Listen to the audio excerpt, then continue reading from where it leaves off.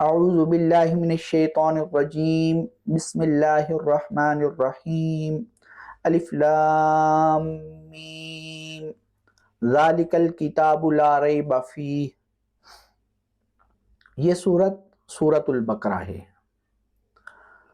قرآن کریم میں کل 114 صورتیں ہیں، جن میں سے 87 صورتیں مکی ہیں، 27 صورتیں مدنی ہیں۔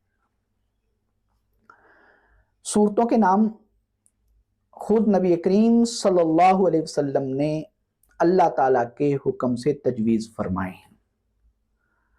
بقرہ کا معنی گائے ہے، کیونکہ اس صورت میں بنی اسرائیل کے حوالے سے گائے کا تذکرہ ہے، اس وجہ سے اس صورت کو سورت البقرہ کہا جاتا ہے، اس کا نام سورت البقرہ رکھا گیا ہے۔ اس صورت میں عقائد بھی بیان کیے گئے ہیں، احکام بھی بیان کیے گئے ہیں، مسائل بھی بیان کیے گئے ہیں۔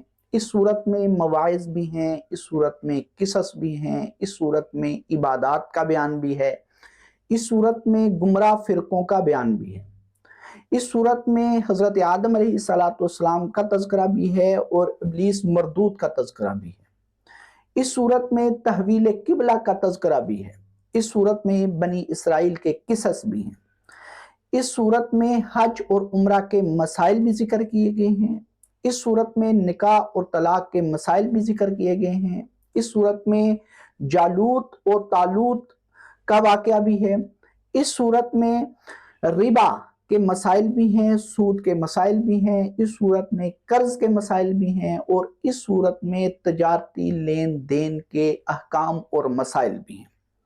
اب کسی کے ذہن میں یہ سوال آئے گا، جب اتنے سارے احکام اور اتنے واقعات اس صورت میں موجود ہیں تو اس صورت کا نام سورت البقرہ کیوں رکھا گیا؟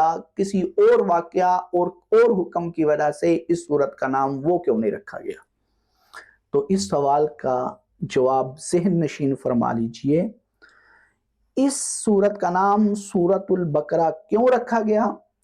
اس کی حکمت میرے اور آپ کے ذہن میں نہیں آ سکتی، اس کی حکمت اور اللہ اور اس کا رسول ہی زیادہ جانتے ہیں۔ بعض لوگوں نے جواب دیا ہے کہ بنی اسرائیل کے اندر مصریوں کے ساتھ رہنے کی وجہ سے گائے کی پوجا کا عقیدہ آ گیا تھا۔ جیسے ہندو آج گائے کی پوجا کرتے ہیں، ایسے ہی مصری گائے کی پوجا کرتے تھے اور بنی اسرائیل ان کے ساتھ رہتے تھے، جس کی وجہ سے بنی اسرائیل میں بھی گائے کی پوجا کا عقیدہ آ گیا تھا۔ ان کے عقیدے کی تردید کی وجہ سے گائے کو ذبح کرنے کا حکم دیا گیا، اور اس واقعے کو نمایاں کرنے کے لیے اس سورت کا نام سورت البقرہ رکھا گیا۔ یہ سورت مکی ہے۔ مکی صورتوں میں زیادہ تر احکام نہیں ہوتے، احکام اور مسائل کم ہوتے ہیں، عقائد کا بیان زیادہ ہوتے ہیں۔ اللہ کی ذات پر ایمان، اللہ کی صفات پر ایمان، نبوت پر ایمان اور آخرت پر ایمان، اس کا تذکرہ ہوتا ہے۔ مکی صورتوں کے مقابلے میں مدنی صورتوں میں عقائد بھی بیان ہوتے ہیں، احکام اور مسائل بھی بیان ہوتے ہیں، عبادات بھی بیان ہوتی ہیں۔ اس کی حکمت حضرت امی عائشہ صدیقہ رضی اللہ تعالی عنہا یہ بیان کرتی ہیں کہ اس کی حکمت یہ ہے، اگر ابتدا میں ہی احکام نازل ہو جاتے، ابھی ایمان بنا نہ ہوتا، احکام نازل ہو جاتے، نماز کے احکام اور مسائل، زکوٰۃ کے احکام اور مسائل، حج اور عمرہ کے احکام اور مسائل، ربا کو حرام کر دیا جاتا، شراب کی حرمت کا فیصلہ کر دیا جاتا، تو ایمان بنا ہوا نہ ہوتا تو عمل کرنا مشکل ہو جاتا۔ تو مکی صورتوں میں عقائد پر زیادہ زور دیا گیا ہے۔ پہلے ایمان بنا ہو تو عمل کرنا آسان ہو جاتا ہے، ایمان بنا ہو تو ظلم کرنا مشکل ہو جاتا ہے، ایمان بنا ہو تو جھوٹ بولنا مشکل ہو جاتا ہے، ایمان بنا ہو تو حرام کھانا مشکل ہو جاتا ہے۔ تو احکام شریعہ پر عمل کرنا آسان ہو اور ان کو تسلیم کرنا آسان ہو، اس لیے پہلے ایمان بنایا گیا۔ اللہ کی ذات پر ایمان، اللہ کی صفات پر ایمان مضبوط ہو، پہلے یہ دلوں میں بٹھایا گیا۔ اللہ علیم ہے، ہر چیز کو جاننے والا ہے، اللہ خبیر ہے، ہر چیز کی خبر رکھنے والا ہے، अल्लाह अलीम बिज़ात सुदूर है, दिलों में छुपे हुए राज भी अल्लाह जानते हैं। अल्लाह बसीर है, अल्लाह देखने वाला है। वो रात के अंधेरे में रेत के ऊपर चलने वाली चूंटी के कदमों से भी वाकिफ है। वो समी है, वो सुनने वाला है, वो हर एक की सदा को सुनता है, हर एक के दर्द को सुनते हैं, हर एक के दुख को सुनते हैं। जब ये ईमान बन गया तो फिर पहले ईमान बनाया गया, आखिरत पर ईमान, क़यामत आकर रहेगी, मौत जिंदगी का इख्तिताम नहीं। बताया गया कि ये मौत हमेशा की जिंदगी की इब्तिदा है। हर अमल का हिसाब होने, नेकियां भी तोली जाएंगी, बुराइयां और बदियां भी तोली जाएंगी। बालिग होने से लेकर मरने तक के सारे आमाल, जो जो अमल दुनिया में किए हैं, उनका हिसाब होगा। सिलसिला नबूवत पर ईमान की बात होती है मक्की सूरतों में कि आदम अलैहिस्सलातु वस्सलाम से लेकर मुहम्मद रसूलुल्लाह सल्लल्लाहु अलैहि वसल्लम तक हर नबी सच्चा, हर नबी हक है, सिलसिला वही हक है। अल्लाह का इल्म लामहदूद है और इंसान का इल्म महदूद है। अल्लाह ताला ने अपने लामहदूद इल्म से कुछ इल्म अंबिया पर इंसानों की हदायत के लिए नाज़िल फरमाई। पहले ईमान बनाया गया, पहले अल्लाह की जात पर ईमान, अल्लाह की सिफात पर ईमान, आखिरत पर ईमान, क़यामत पर ईमान, नबूवत पर ईमान, फिर खुदा की कसम अमल करना आसान हो जाता है। यह सूरतुल बकरा है। कुरान करीम की सबसे लंबी सूरत सूरतुल बकरा है, तकरीबन 2.5 पारों पर मुश्तमिल है। हजरत इकरमा रज़ी अल्लाह ताला अन्हु बयान करते हैं कि अव्वल सूरतिन उन्ज़िला फिल मदीनति सूरतुल बकरा, पहली सूरत जो मदीने में नाजिल हुई वो सूरतुल बकरा थी। हुजूर नबी करीम सल्लल्लाहु अलैहि वसल्लम सूरतुल बकरा को उस्तातुल कुरान कहते थे, यानी कुरान करीम का खैमा। कुरान करीम के तकरीबन तमाम मज़ामीन इसमें आ जाते हैं। इस सूरत में अकायद भी इस सूरत में है, अहकाम भी सूरत में है, मसाइल भी सूरत में है, किसस भी सूरत में है, मवाइज भी सूरत में है, इबादत भी सूरत में। 40 के करीब बड़े बड़े अहकाम इस सूरत में जिक्र किए गए हैं और तकरीबन जिंदगी के हर शोबे से ताल्लुक रखने वाला मसला, चाहे वो मुआशी हो, वो माशरती हो, वो तजारती हो, वो सियासी हो, वो इज़्दिवाजी हो, इसमें जिक्र किया गया है। और जो शख्स कुरान पाक की ये सूरतुल बकरा को समझ लेता है, पढ़ लेता है, तो गोया कि वो पूरे कुरान करीम के इल्म से महरूम नहीं रहा। हुजूर नबी करीम सल्लल्लाहु अलैहि वसल्लम ने इरशाद फरमाया, मुस्लिम शरीफ और तिरमिज़ी शरीफ में रवायत है, आका अलैहिस्सलातु वस्सलाम इरशाद फरमाते हैं, ला तजअलू बुयूतकुम मकाबिरा, अपने घरों को कब्रिस्तान ना बनाओ, अपने घरों को मुर्दा खाना ना बनाओ। इसका क्या मतलब है? इसका मतलब यह है, ऐसा घर जिस घर में कुरान नहीं पढ़ा जाता, ऐसा घर जिस घर में कुरान की तिलावत नहीं की जाती, ऐसा घर जिस घर में कुरान को समझने और समझाने का जज्बा मौजूद नहीं है, ऐसा घर जिसमें कुरान पाक का तज़किरा नहीं होता, वो घर तो है लेकिन कब्रिस्तान है। वो घर जिंदों का घर नहीं है, वो मुर्दों का घर है। आगे आका अलैहिस्सलातु वस्सलाम फरमाते हैं, ला तजअलू बुयूतकुम मकाबिरा, अपने घरों को कब्रिस्तान ना बनाओ। इन्न शैतान यनफर मिनल बैतिल्लज़ी तुक़रअ फ़ीही सूरतुल बकरा, शैतान ऐसे घर से भाग जाता है जिस घर में सूरतुल बकरा पढ़ी जाती है। इसलिए आमिलीन ये बताते हैं कि जिस घर में शैतान का आना जाना हो, जिस घर में जादू के असरात हों, जिस घर में जन्नात के असरात हों, उस घर में सूरतुल बकरा पढ़ी जाए, इससे शैतान भाग जाते हैं। मुस्लिम शरीफ की रवायत है, अबू उसामा अल बाहलिज रज़ी अल्लाह ताला अन्हु बयान करते हैं कि आका अलैहिस्सलातु वस्सलाम ने इरशाद फरमाया, इक़राउ सूरतुल बकरा, सूरतुल बकरा पढ़ा करो, फ़इन्न अख़ज़हा बरका व तरकहा हसरा फला यस्ततीउल बतना। सूरतुल बकरा पढ़ा करो, सूरतुल बकरा की तिलावत किया करो, सूरतुल बकरा को लिया करो, क्योंकि इसका पढ़ना, इसका लेना, इसको समझना, इसका बयान करना ये बाइसे बरकत है। वो सूरतुल बकरा को छोड़ देना बाइसे हसरत और बाइसे नदामत है। और फितना प्रस्त, बातिल प्रस्त सूरतुल बकरा से फायदा नहीं उठा सकता। आका अलैहिस्सलातु वस्सलाम ने इरशाद फरमाया, इन्ना लिकुल्लि शैइन सनामन व सनामन लिल कुरआनी सूरतुल बकरा। आका अलैहिस्सलातु वस्सलाम ने फरमाया, इन्ना लिकुल्लि शैइन सनामन, बेशक हर चीज के लिए बुलंदी है।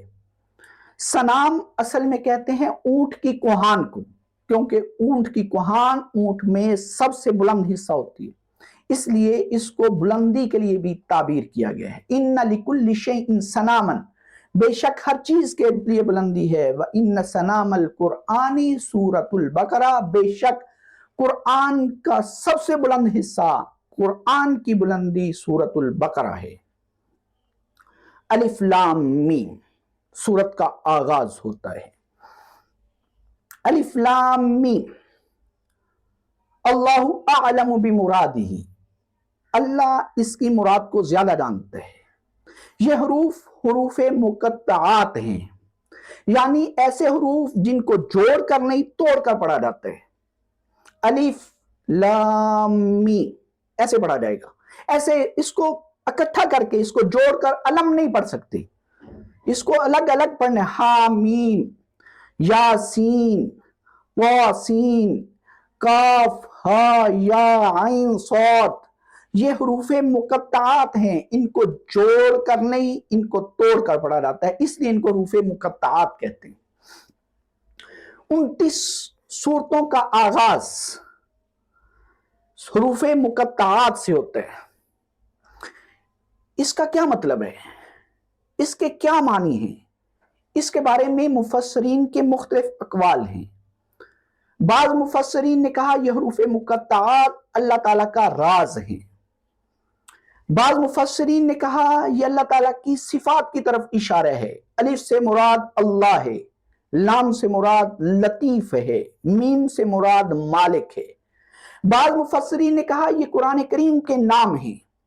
बाज़ मुफस्सरीन ने यह कहा कि यह सूरतों के नाम हैं। बाज़ मुफस्सरीन ने यह कहा कि ये अंदाज है अरब के खुतबा का। अरब के खुतबा जब तकरीर करते थे, जब खिताब किया करते थे, तो वो ऐसे हरूफ खिताब के शुरू में बयान करते थे। इसकी दलील ये है कि जब ऐसी सूरतें जिनका आगाज, जिनकी इब्तिदा हरूफे मुकत्तआत से होती है, जब अरबों के सामने पढ़ा गया तो अरबों ने इस पर इतराज नहीं किया। अगर ये अरबों के लिए ये अल्फाज नामानूस होते तो वो इस पर इतराज करते। ये दलील है इस बात की कि ये अरबों का अंदाज़े खिताबत है कि हरूफे मुकत्तआत शुरू में वो लाया करते थे। एक नुमाया कौल जो दिल को लगता है वो ये कि ये वो हरूफ हैं कि जिनके जरिए कुरान की सदाकत पर शक करने वालों को चैलेंज किया गया है। तुम जो कहते हो कि ये अल्लाह का कलाम नहीं है, ये इंसानों का कलाम है, तो ये कुरान इन्हीं हुरूफ से बनाया गया है। अलिफ लाम मीम, काफ, हा, या, आइन, सौद, यासीन, इन्हीं हुरूफ से बनाया गया है और इन हुरूफ से तुम लोग भी वाकिफ हो। तो तुम जो कहते हो ये अल्लाह का कलाम नहीं इंसानों का कलाम है, तो तुम इन हुरूफ को मिलाकर ऐसा कलाम बनाकर दिखाओ। इसकी दलील कि इसके जरिए कुरान की सदाकत पर शक करने वालों को चैलेंज किया गया है। इसकी दलील अल्लामा ज़मख़शरी ने, साहिब कश्शाफ ने इसकी दलील बयान की है कि जब भी यह हुरूफ़े मुक़त्तआत बयान किए गए हैं उसके साथ ही कुरान करीम का तज़किरा है।